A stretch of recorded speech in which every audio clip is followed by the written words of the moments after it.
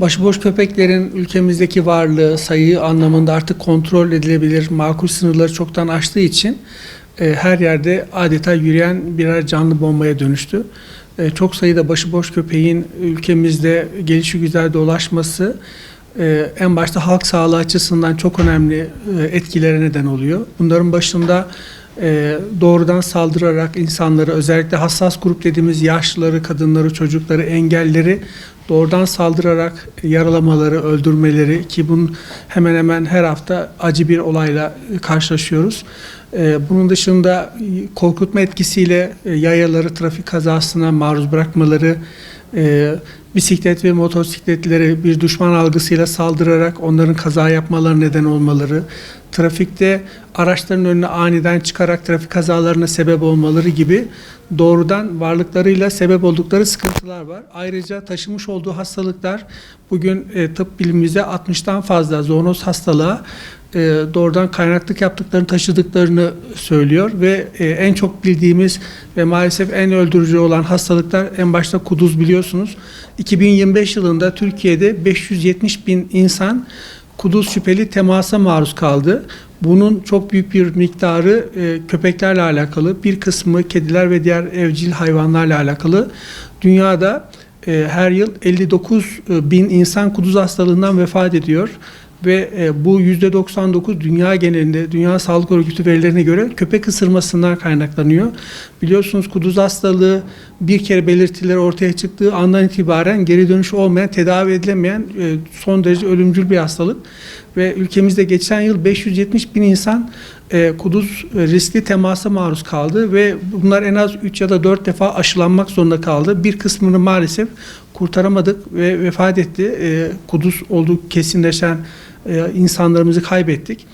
Bunun dışında kist-hitatik dediğimiz bir hastalık var. Çok sinsi bir hastalık. Köpeklerle hiç alakası olmayan insanlar bile temas ettikleri yüzeylerden, yedikleri içtikleri çiğ gıdalardan herhangi bir nedenle farkında olmadan bu hastalığa maruz kalıp birkaç yıl sonra sinsi bir şekilde ilerledikten sonra büyük bir beyaz kanser dediğimiz diye bilinen köpek kistine neden oluyor ve son derece ağır ameliyatlarla, tekrarlayan ameliyatlarla kişilerin hayatını cehenneme çeviriyor. Şu anda kamuoyunda yapılan bazı araştırmalar farkında olmadığı halde insanların bazı yerlerde %11, bazı yerlerde %20 oranında bu köpek kisti enfeksiyonu taşıdığını farkında olmadan ortaya koyuyor.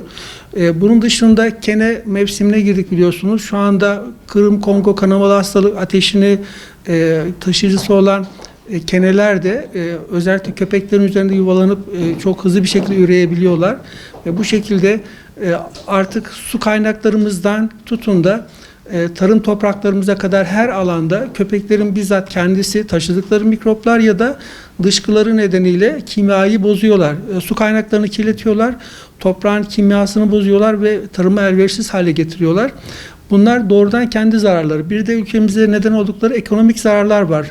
Milyonlarca başıboş köpeğin beslenmesi için kamu ihale kurumu ilanlarına bakarsanız her ay neredeyse onlarca belediye milyonlarca liralık tonlarca köpek yemi, mama diyorlar ama biz köpek yemi diyoruz, ihalesine çıkıyor ve kaynaklarımız buraya aktarılıyor. Biz çocuklarımıza her öğün birer yemek veremezken, birer sıcak yemek veremezken başıboş köpeklere milyonlarca lira aktarıyoruz ve besliyoruz.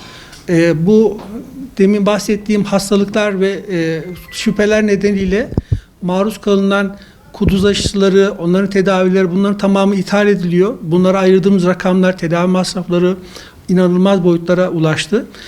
Köpekler aynı zamanda bizim ülkemizin dünya çapında prestijini bozuyor. Şu anda insanlar, Türkiye'ye gelen vatandaşların diğer ülkeler, dikkat edin orada başıboş köpekler var, kuduz riski var.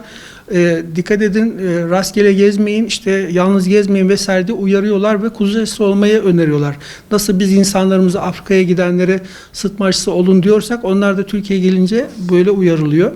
Ülkemizin prestijini yerle bir ediyorlar. Yani dünya çapında ünlü seyyahlar her yerde güzellikler anlatırken Türkiye'de köpeklere nasıl saldırılarına maruz kaldıklarını anlatıyorlar. Bunun gibi çok fazla sorunları var. Yani başıboş köpek meselesi aynı zamanda birer artık biyolojik terör unsuruna döndü. Bu köpekler yüzünden çıkacak hastalıklar, bulaşıcı hastalıklar, adını bilmediğimiz yeni saldırılar Ne zaman nasıl olur gerçekten tahammül sınırlarını aştı. Çok şükür 2024 yılında kanunlarımız değişti.